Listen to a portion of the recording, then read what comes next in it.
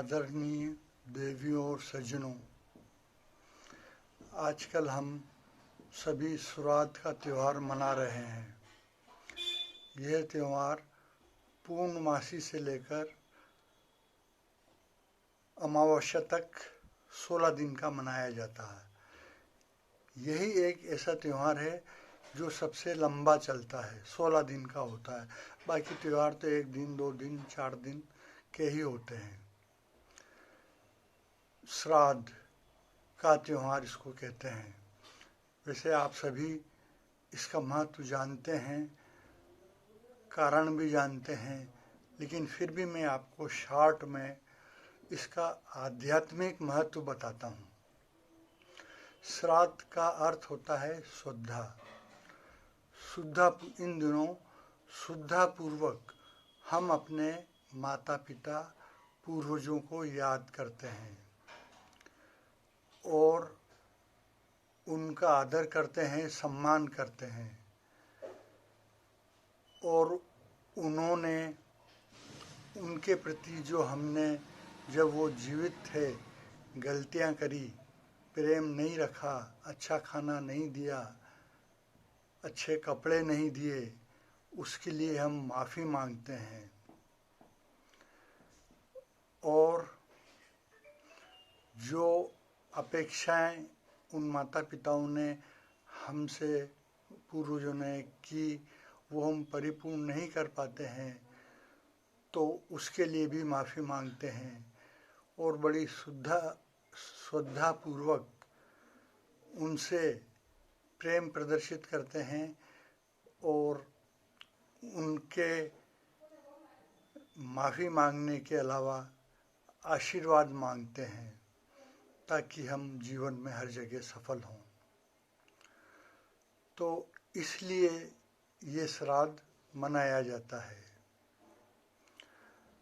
अब ये अध्यात्म है, श्राद्ध मनाने के पीछे ये अध्यात्म है कि जो काम हमने उनके जीवित रहते हुए उनके प्रति नहीं किया, उस कार्य को अब उनकी मृत्यु पर्यंत हम कर रहे हैं। ये इसके पीछे अध्यात्म है। जबकि हमें ये चाहिए कि जब वो जीवित हैं तभी उनको प्रेम से रखें, प्रेम से व्यवहार करें, अच्छा खाना खिलाएं, अच्छे कपड़े पहनाएं और उनको सम्मान पूर्वक रखें।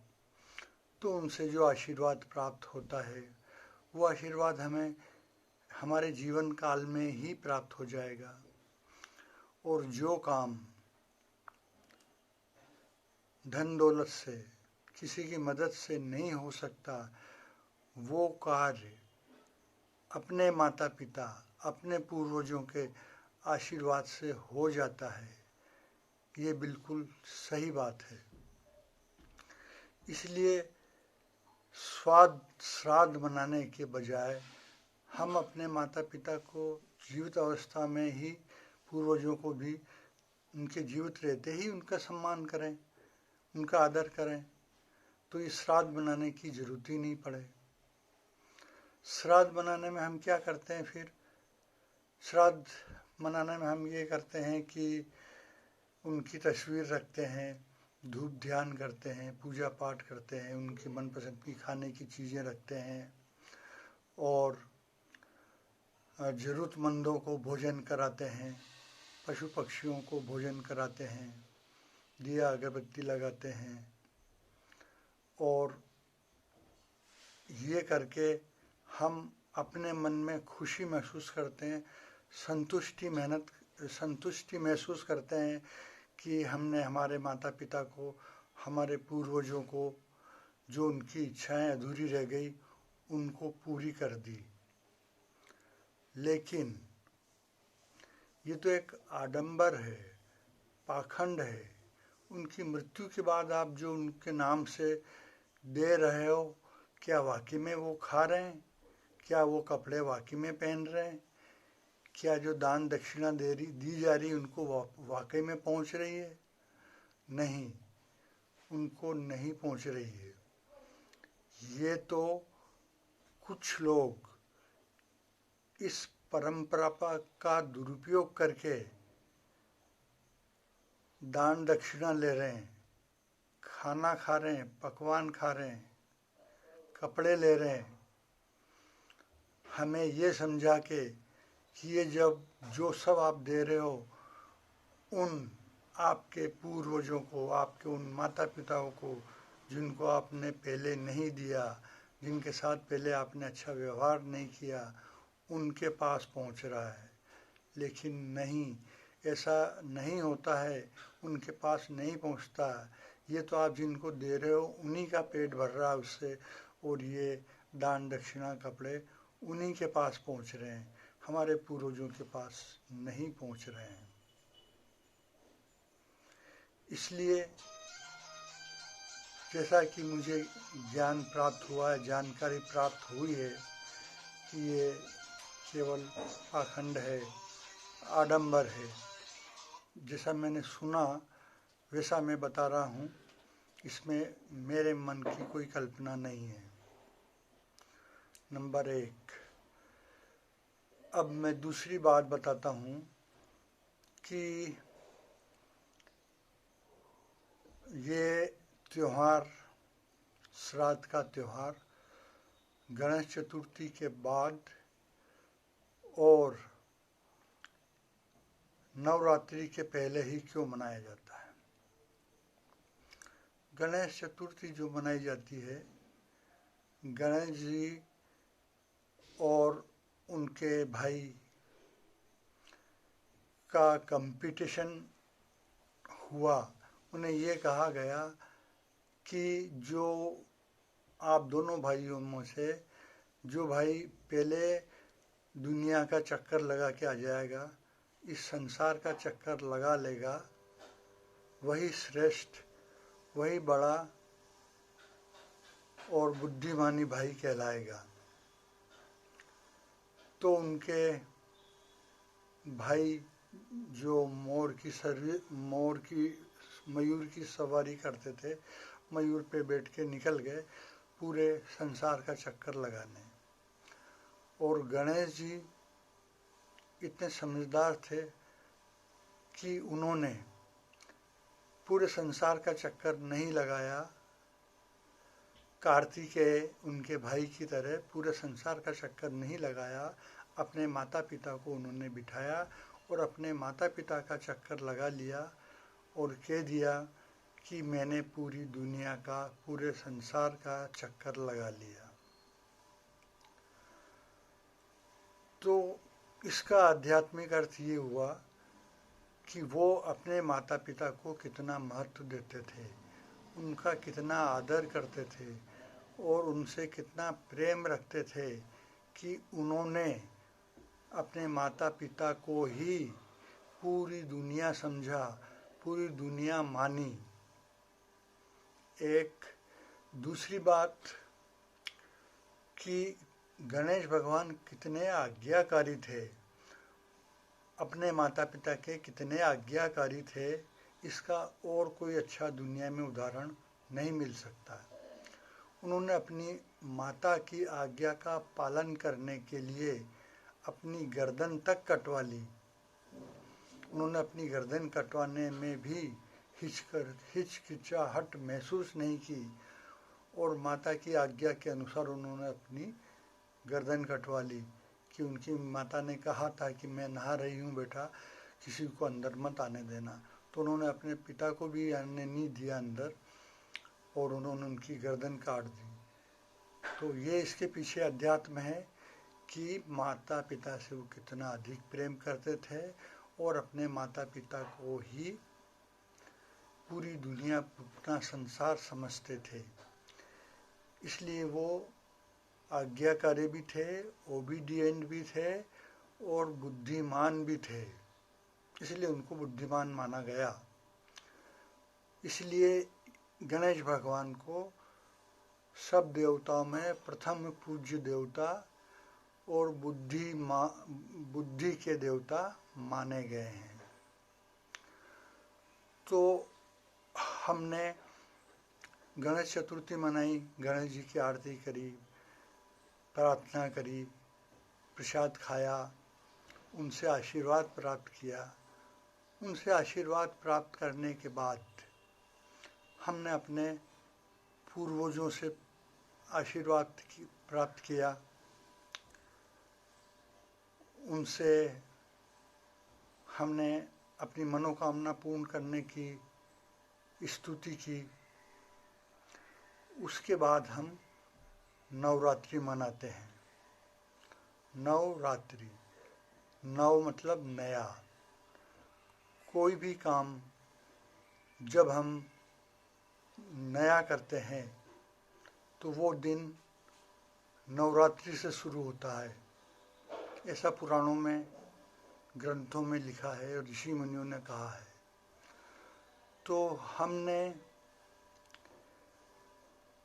माता पिता का आशीर्वाद ले लिया, गणेश भगवान का आशीर्वाद ले लिया और फिर नवरात्रि मनाना शुरू की, यानी नए काम करना शुरू किए। इतने दिन से नए काम बंद थे, नवरात्रि के दिन से हमने नए काम शुरू किए गणेश भगवान और हमारे माता पिता और पूर्वजों का आशीर्वाद लेके। एक तो कारण ये है नवरात्रि मनाने का। दूसरा, शिव बाबा, शिव भगवान जो प्रकृति के मालिक हैं, इस धरा के मालिक है, करता रहता है। उन्होंने 9 शक्तियाँ उत्पन्न की, 9 देवियाँ उत्पन्न की और उन देवियों में दिव्यता भरी, दिव्य शक्तियाँ भरी। इसका अर्थ ये हुआ कि इसका आध्यात्मिक अर्थ ये हुआ कि नारी भी शक्तिशाली है, किसी से कमज़ोर नहीं है। समय आने पर वो काफ़ी अपने आप को न्योछावर कर देती है, प्रेम लुटाती है परिवार, बच्चों, पति के प्रति। और जो उनका विरोधी होता है, जो उनके साथ गलत दुष्कर्म या अनाचार करने की कोशिश करता है, वो उनका नाश भी कर सकती है। इसलिए इन 9 दिनों में इन 9 देवियों का हम सेवा करते हैं, पूजा पाठ करते हैं, व्रत उपवास करते हैं। इसके पीछे ये अध्यात्म है कि हम देवियों को, महिलाओं को किसी से कम नहीं समझें। ये भी बहुत शक्तिशाली भी होती है और प्रेम का खजाना भी होती है, प्यार का खजाना भी होती है। इसलिए नवरात्रि मनाई जाती है। तो जब हमने गणेश जी का आशीर्वाद प्राप्त कर लिया, अपने पूर्वजों का आशीर्वाद प्राप्त कर लिया, शिव भगवान का आशीर्वाद प्राप्त कर लिया और नया काम शुरू किया, तो हमारे सभी काम उनके आशीर्वाद से सफल होंगे। और इस समय हमने अपनी कमजोरियों पर, अपनी गलत आदतों पर भी संकल्प लेके कमजोरियों को पर भी हमने विजय प्राप्त की। और इसी विजय प्राप्त करने की प्रथा को विजयदशमी कहते हैं। विजयादशमी इसीलिए मनाई जाती है, विजयादशमी मनाने के पीछे अध्यात्म केवल यही है कि हमने इतने आशीर्वाद प्राप्त करने के बाद हमारी कमजोरियों को, हमारी बुराइयों को हटा दिया है और उन पे विजय प्राप्त कर ली है। और विजय जब हम प्राप्त कर चुके हैं अपनी बुराइयों पे, अपनी गलतियों पे, अपनी कमजोरियों पे, अपने काम, क्रोध, लोभ, मोह, अहंकारों पे, तब हमारे जीवन में उजाला होगा, खुशियाँ होगी। इसलिए हम दिवाली मनाते हैं, दिए जलाते हैं, पटाखे फोड़ते हैं, मिठाइयाँ खाते हैं, नए कपड़े पहनते हैं। क्योंकि हमने अपनी कमजोरियों पर, वीकनेस पर विजय प्राप्त कर ली है। इसलिए दिवाली भी मनाई जाती है। इसके पीछे ये आध्यात्म है। ये हमारे ऋषि मुनियों ने परंपराएं इसलिए डाली कि इन परंपराओं से हम सीखें, सीख लें कि परिवार में, समाज में, देश में हम मर्यादा पूर्वक रहें, मर्यादा पूर्वक आचरण करें, दूसरों से, प्राणी मात्र से प्रेम रखें, लड़ाई झगड़ा आपस में, हिंदू मुस्लिम जातिवाद ये कुछ नहीं करें और सब मिलजुल कर रहें, खुश रहें, विजय रहें, खुश रहें और दिवाली मनाएं। तो ये गुण हम में आए, इन परंपराओं में हम, इन परंपराओं में, इन मर्यादाओं में हम रहें। इसलिए हमारे ऋषि मुनियों ने ये परंपराएं डाली। लेकिन कुछ स्वार्थी तत्वों ने या कुछ षड्यंत्रकारी या समझदार या विद्वान लोगों ने इन त्योहारों का, इन परंपराओं का दुरुपयोग अपने हित के लिए भी किया है, जिसकी वजह से उनकी भी दाल रोटी चले, उनका भी इनकम हो, उनका भी पेट भरे बिना मेहनत किए। तो ऐसे लोगों ने इन परंपराओं का, अच्छी परंपराओं का, जो सबको जीवन में डिसिप्लिन में और मर्यादा में रखे, उसका दुरुपयोग भी किया है। ये शायद आप लोग जानते ही होंगे। तो ये श्राद्ध मनाने का, आध्यात्मिक श्राद्ध क्या, केवल गणेश चतुर्थी, श्राद्ध, विजयादशमी और दीपावली मनाने का के पीछे ये अध्यात्म है। अब सवाल ये पूछता है, कुछ लोग पूछते हैं कि ये परंपरा कब से पड़ी और क्यों पड़ी, इसके पीछे क्या कोई कहानी है? हाँ, इसके पीछे कहानी है। इसका अध्यात्म तो मैंने आपको समझा दिया कि इसके पीछे क्या अध्यात्म होता है, क्या शिक्षा होती है, ऋषि मुनियों का हमारे प्रति क्या संदेश है, ये भी मैंने आपको बता दिया। अब ये परंपरा कब से चली आ रही है?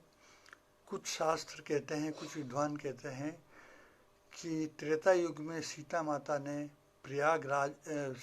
ने गया जी में जाकर अपने पूर्वजों का श्राद्ध किया था, तब से ये श्राद्ध मनाया जा रहा है। दूसरी पौराणिक कथा है कि महाभारत काल में, यानी द्वापर काल में, जब महावीर दानवीर कर्ण ने अपना शरीर त्याग कर स्वर्ग में पहुँचे, तो वहाँ बहुत सारे सभी लोग भोजन करने के लिए बैठते थे।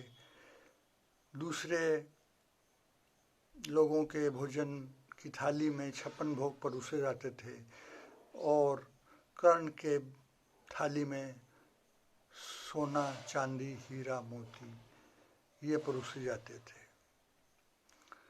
तो महावीर कर्ण ने इंद्र देवता से पूछा कि इंद्र देवता, मेरे साथ ऐसा दुर्व्यवहार क्यों, मेरे साथ ऐसी गलत काम क्यों किया जा रहा है कि सबको भोजन मिल रहा और मुझे सोना चांदी मिल रहा खाने में? तो इंद्र देवता ने कहा कि जो जैसा कर्म करता है उसको वैसा ही फल मिलता है। आपने पृथ्वी लोक में रह के कभी अपने पूर्वजों की सेवा नहीं की, अपने पूर्वजों का सम्मान नहीं किया, अपने पूर्वजों से प्रेम नहीं रखा, इसलिए, और आपने हमेशा किसी को खाना नहीं खिलाया, प्रेम नहीं किया, पानी नहीं पिलाया, आपने केवल सोना चांदी हीरे मोती दान किए, तो आपके कर्मों के फल के अनुसार आपको ये इसका फल मिल रहा और यही आपको भोजन के रूप में मिल रहा। इसलिए आपको मैं वापस मृत्यु लोक में यानी पृथ्वी लोक में भेजता हूँ। और ये जो 16 दिन हैं पूर्णमासी से अमावस तक के, इसमें आप जाके श्रद्धापूर्वक श्राद्ध मनाएं, यानी अपने पूर्वजों की सेवा करें, उनको धूप ध्यान करें, श्रद्धापूर्वक याद करें, अपनी गलतियों की माफ़ी मांगें, उन्होंने जो आपके लिए अच्छा किया उसके लिए उनको धन्यवाद दें, और भोजन कराएं, कपड़े पहनाएं, अच्छे कपड़े दें, और पशु पक्षियों को भी भोजन कराएं, ज़रूरतमंदों को भोजन कराएं। लेकिन ये ज़रूरतमंदों की बजाय किसी एक वर्ग विशेष को उस समय के विद्वानों ने, या बुरा नहीं माने आप तो पाखंडियों को या षड्यंत्रकारियों को, हो सकता है ये मैं गलत कह रहा हूँ, उसके लिए मैं माफ़ी चाहता हूँ, मगर कुछ अन्य लोगों को इसके लिए नॉमिनेट कर दिया और उनको ये सामान दिया जाने लगा, और ये बताया गया, कहने लगा कि ये सब सामान जो आप हमें दे रहे हैं, जो सेवा हमारी कर रहे हैं, ये आपके माता पिता और पूर्वजों के पास पहुंच जाएगी। पहुंचे या ना पहुंचे बात दूसरी है, लेकिन ये परंपरा तो है, ये परंपरा है। तो उसके बाद कर्ण वापस स्वर्ग चले गए और उनको भी वैसा ही भोजन मिलने लगा जैसा दूसरी आत्माओं को मिलता था। तो इसके पीछे मूल उद्देश्य ये है, आपको और हमको सीख देने का, ज्ञान देने का, ऋषि मुनियों का ये हमारे प्रति संदेश है कि आप जैसा कार्य करेंगे आपको वैसा ही फल मिलेगा। हाँ, ये बात ठीक है कि आशीर्वाद का भी बहुत बड़ा महत्व है, बहुत बड़ा उपयोग है। जो काम धन दौलत से, प्रेम से, संबंध से नहीं हो पाते हैं, वो अचानक कभी आपको कोई आशीर्वाद मिला हो और आवश्यकता पड़ रही हो, आप परेशान हो रहे हो कि अब तो ऐसा होना संभव नहीं है, और अचानक ऐसा चमत्कार हो जाता है, ऐसा मिरेकल हो जाता है, तो वो उस आशीर्वाद का ही फल होता है, जिसे हम चमत्कार कहते हैं, मिरेकल कहते हैं कि अरे वाह, ऐसा कैसे हो गया, हमारी किस्मत कितनी अच्छी है। आपकी किस्मत अच्छी नहीं है, आपने जो आशीर्वाद प्राप्त किया अपने पूर्वजों का, माता पिताओं का या किसी भी अन्य आत्मा का, वो आशीर्वाद आपके इस वक्त काम आया और वो चमत्कार हुआ, जिसको आप मिरेकल कहते हैं, चमत्कार कहते हैं। भगवान कृष्ण ने भी कहा है कि इंसान, हमने आपको अक्ल दी है, बुद्धि दी है, ज्ञान दिया है और विवेक दिया है, आप अपने विवेक से काम करें।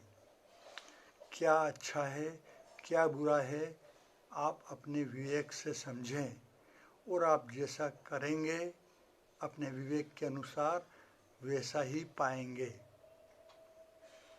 भगवान ईश्वर आपके कर्मों में कहीं इंटरफियर नहीं करते हैं, आपके लिए वो नहीं अच्छा करते हैं और नहीं बुरा करते हैं, नहीं गलत करते हैं, आपके कर्म ही आपको रिजल्ट देते हैं।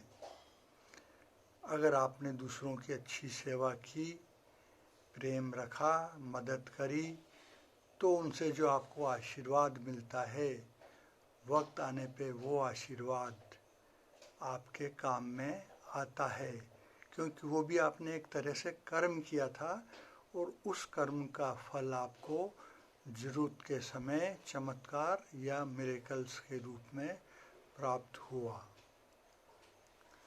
तो साथियों, ये जितने भी तीज त्यौहार मैंने आपको भी गिनाए और आपने सुने और आप मानते आ रहे हो, उसके पीछे ये अध्यात्म है जो मैंने आपको बताया, ताकि परिवार समाज डिसिप्लिन में रहे, मर्यादा में रहे। इसके पीछे और कोई आडंबर या पाखंड नहीं है। हमें सीख देने के लिए, हमें समझाने के लिए इसको धर्म के रूप में सजोया गया है, पिरोया गया है और हमें हमारे ऋषि मुनियों के द्वारा समझाया गया है। धन्यवाद।